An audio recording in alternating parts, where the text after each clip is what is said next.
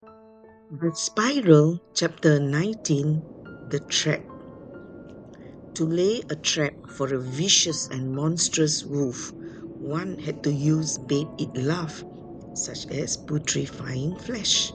Then it would come, and the ordinary ones would stay away.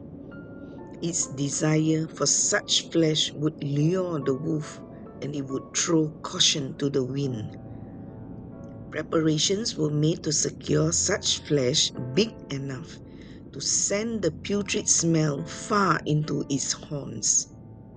However, to prevent the carrion birds from finishing it, they had to put it in a crevice under an overhang. Then the light bearer would wait for it. He knew what herbs to use to stop himself from retching and what herbs to cleanse himself with. He stopped eating meat and laced his food with herbs that heal and soothe and herbs that repel insects. Soon the light bearer began to smell like the wildness of plants and fields. 3 weeks passed before the laying of the trap. News from other villages told of a big wolf that killed for pleasure and left the carcass for the other wolves. None dared to leave the village alone, nor ventured out at night, be it in groups. Their herds were kept nearby, and this had caused a problem of feeding. They were willing to pay a huge sum to whoever could get rid of the wolf. So far, none had stepped forward. The women's gossip at the well or at the market was about the wolf.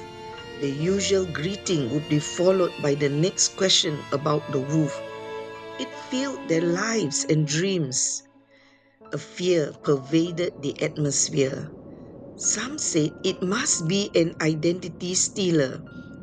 Some became suspicious of those born with strange markings on their bodies or who exhibit unusual behavior.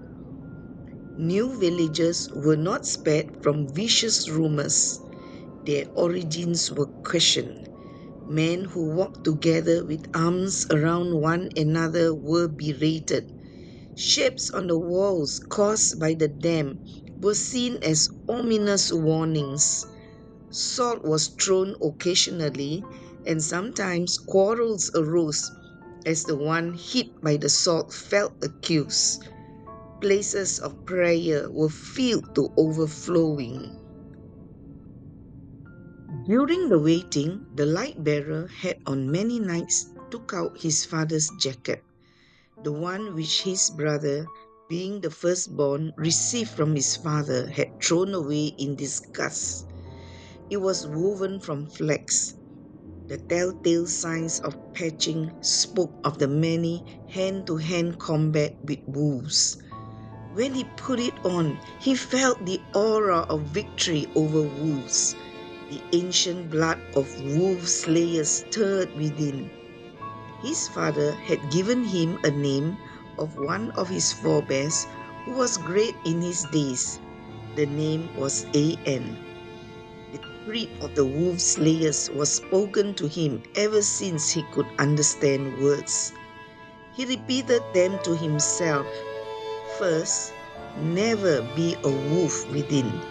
Second, accept gratefully what is given. Third, depend not on the way of the wolves to kill it. Fourth, depend on what you have been taught. Lastly, look to the one who created you.